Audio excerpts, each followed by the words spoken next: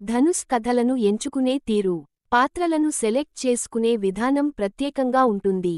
తన బాడీ లాంగ్వేజ్కి తగిన కథలనే ఆయన ఎంచుకుంటూ వెళుతుంటాడు. ఆ పాత్రలకు పూర్తి న్యాయం చేస్తుంటాడు. ఆయన సక్సెస్ గ్రాఫ్కి ప్రధానమైన కారణం కూడా ఇదే. అలాంటి ధనుష్ నుంచి వచ్చిన తాజా చిత్రమే కరా. విఘ్నేష్ రాజా దర్శకత్వం వహించిన ఈ సినిమా ఈ రోజు ఏప్రిల్ 30న థియేటర్లకు వచ్చింది. కరసామి, ధనుష్ ను అతని సన్నిహితులంతా కర అని పిలుస్తుంటారు. తన స్నేహితుడైన మురుగేష్తో కలిసి దొంగతనాలు చేస్తూ జీవనాన్ని కొనసాగిస్తూ ఉంటాడు.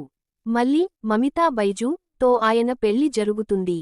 అయితే ఒక మారుమూల గ్రామంలో నివసించే అతని తల్లిదండ్రులకు ఈ విషయానికి తెలియదు. 16 ఏళ్ల క్రితం ఇంట్లో నుంచి డబ్బు తీసుకుని పారిపోయిన కరసామి కోసం వాళ్లు ఎదురుచూస్తూనే ఉంటారు. మళ్ళీ ఇంతకాలానికి తన భార్యతో కలిసి కరసామి ఆ ఊళ్ళో అడుగుపెడతాడు. కరసామి దొంగతనాలు మానేసి ప్రస్తుతం తాను ఉంటున్న టౌన్లో బ్యాంక్ లోన్ తీసుకుని ఒక మెస్ పెట్టాలని అనుకుంటాడు. అందుకు షూరిటీగా తన 8 ఎకరాల భూమి కాగితాలు పెట్టుకోవచ్చనే ఉద్దేశంతో సొంత ఊరుకు వస్తాడు.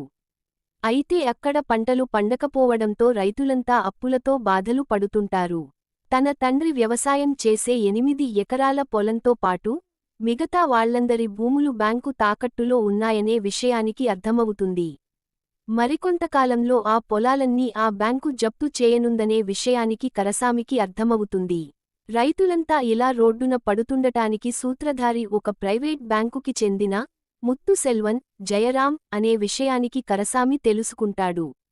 అతని బ్యాంకుకే కన్నం వేసి ఆ డబ్బుని తిరిగి అదే బ్యాంకులో జమచేయాలని నిర్ణయించుకుంటాడు. ఆ ప్రయత్నంలో అతనికి ఎలాంటి సవాళ్లు ఎదురవుతాయి, వాటిని అతను ఎలా అధిగమిస్తాడు అనేది కథ. గ్రామీణ ప్రాంతాలలోని ప్రజలు వ్యవసాయంపైనే ఆధారపడి జీవిస్తూ ఉంటారు. తమకి పంటను ఇచ్చే భూమిని వాళ్లు దైవంగా భావిస్తూ ఉంటారు. తమ పూర్వీకుల సమాధులను కూడా పొలాలలోనే కడుతూ ఉంటారు. ఆ మట్టిలోనే తాము కూడా కలిసిపోవాలనే ఒక బలమైన కోరికతో ఉంటారు. తమ ప్రాణం పోతున్నా అలాంటి భూమిని అమ్ముకోవడానికి ఒప్పుకోరు. అలాంటి ఒక తండ్రి కథ ఇది. ఇక భూమి అనేది వారసత్వంగా తమకి సంక్రమించే ఆస్తిగా మాత్రమే కొందరు చూస్తుంటారు. తమ అవసరాల కోసం ఆ భూమిని అమ్మేయడానికి వాళ్లు ఎంతమాత్రం వెనుకాడరు. అలాంటివాళ్లకి ఆ నేలతో తమ తల్లిదండ్రులకు గల ఎమోషన్స్ అర్థం కావు. ఆ పొలాన్ని అమ్మేసుకుని అవతల పడాలనే వాళ్లు ఎదురుచూస్తుంటారు. అలాంటి ఒక బలమైన ఉద్దేశంతో ఉన్న ఒక కొడుకు కథ ఇది. కెరియర్లో తనకి రావలసిన క్రెడిట్ను ఇతర అధికారులు పట్టుకుపోతుంటే అమాయకంగా చూస్తూ వచ్చిన పోలీస్ అధికారి భరతన్ సూరజ్ వెంజరమూడు. రిటైర్మెంట్కి దగ్గరలో ఉన్న అతను కరసామిని చట్టానికి అప్పగించి పేరు తెచ్చుకోవాలనే పట్టుదలతో ఉంటాడు. ఇక ధనదాహంతో ఆరాటపడే బ్యాంకు చైర్మన్ ముత్తుసెల్వన్ పాత్రలో జయరాం కనిపిస్తాడు. ఈ 4 ప్రధానమైన పాత్రల చుట్టూనే ఈ కథ తిరుగుతుంది. దర్శకుడు ప్రేక్షకుల దగ్గర ఏ విషయాన్ని దాచకుండా ఈ కథను నడిపించాడు. ఎవరు చేస్తున్నారు, ఎందుకు చేస్తున్నారు అనే విషయానికి ఆడియన్స్కి ముందుగానే చెప్పేస్తాడు. ఇక హీరో ఉద్దేశమేమిటో, అతను ఏం చేయాలనుకుంటున్నది కూడా చెబుతాడు. తన ముందున్న సమస్యను హీరో ఎలా పరిష్కరిస్తాడు అనేది తెలుసుకోవడం కోసం మాత్రమే ఆడియన్స్ వెయిట్ చేస్తూ ఉంటారు. ఈ కథలో కరసామి ఓ దొంగ.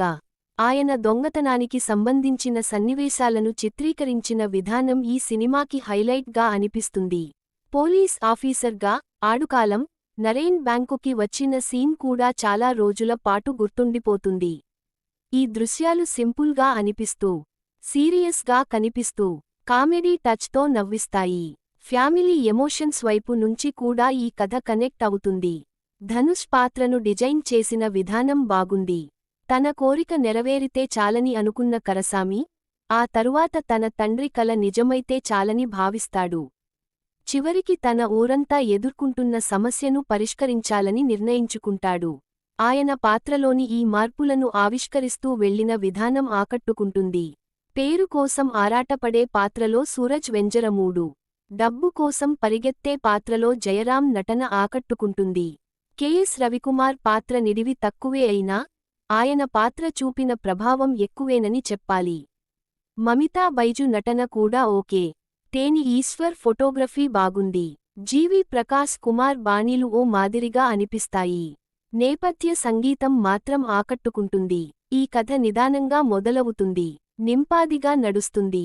ఎక్కడా హడావిడి కనిపించదు, అలాగని బోర్ అనిపించదు. ఎందుకంటే కథాకథనాలు, సన్నివేశాలు బలంగా ఉంటాయి, ఎమోషన్స్తో ముడిపడి ఉంటాయి. యాక్షన్ సన్నివేశాలు ఇంట్రెస్టింగ్గా అనిపిస్తాయి. ధనుష్ కెరియర్లో ఒక మంచి కంటెంట్గా నిలిచిపోయే ఈ సినిమాను ఫ్యామిలీతో కలిసి చూడొచ్చు.